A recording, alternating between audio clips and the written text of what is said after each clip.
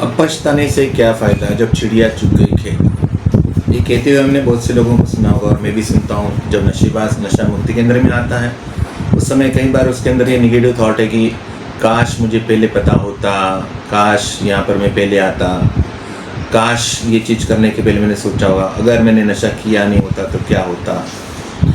ये सब चीज़ें उनके बारे में शॉर्ट में बात करूँगा। मेरा नाम है सचिन जोशी, मैं समर्पण नशा मुक्ति केंद्र में एज ए काउंसलर काम करता हूँ। आज हम बात करेंगे लोगों की सोच के ऊपर, नकारात्मक सोच, हारे हुए व्यक्ति की सोच। अब पछताने से क्या फ़ायदा जब चिड़िया चुग गई खेत। ऐसा विचार नशेबाज के मन में आना स्वाभाविक है, क्योंकि वो जीवन से हारता है, बार बार हारता है, रिपीटेडली हारता है। यहाँ आकर उसको कितना भी हम पॉजिटिव समझाएं, सकारात्मकता से उससे बात करें, उसके मन में ये है कि अब मैं सब कुछ खो चुका हूँ, अब मेरे पास खोने के लिए कुछ नहीं है। मैं उनसे एक सवाल कहता हूँ, अब पछताने से क्या फ़ायदा जब चिड़िया चुग गई खेत। ये जब आप बोल रहे हो तो क्या फिर से खेत हरा भरा नहीं हो सकता? क्या आप जिंदा नहीं हो?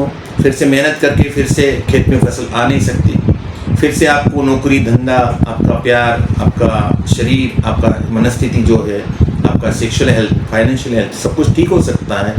बस आपको उम्मीद नहीं हारना है। जो खुद से नहीं हारा उसकी जीत पक्की है। जो खुद से हार गया उसको कितना भी सपोर्ट करेंगे वो जीत नहीं सकता। खुद से ना हारे, खुद के ऊपर काम करें, और काम करने के लिए ज़रूरी है आपका शरीर और दिमाग ठीक होना, स्वस्थ होना। और उसकी शुरुआत यहाँ से हो सकती है। आपका जीवन खत्म नहीं हुआ है, जो शेष है वही तो विशेष है। जो बीत गया है उसको तो आप नहीं बदल सकते। एट प्रेजेंट मोमेंट में आप जो कर्म करेंगे उसके हिसाब से आपका भविष्य बनेगा। आपका जो प्रेजेंट है वो आपके पास्ट में जो किए गए कर्म है उसके हिसाब से आपका प्रेजेंट है।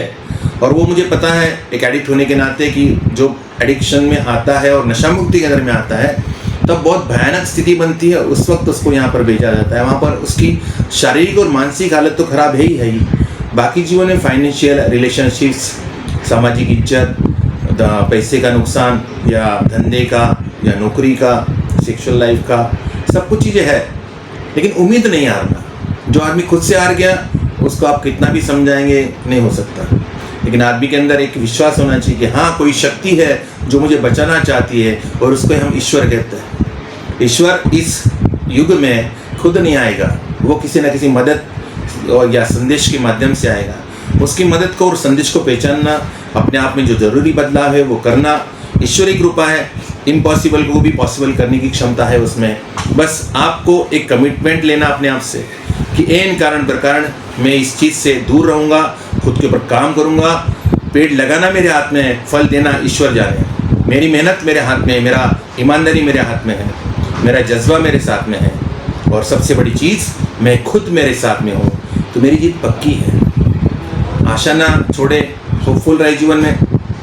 आगे बढ़ने का नाम जिंदगी। पीछे जो पास में हो गया, गलती जाने अनजाने में हुई, खुद को माफ़ कर दे, क्षमा कर दे और आगे बढ़े।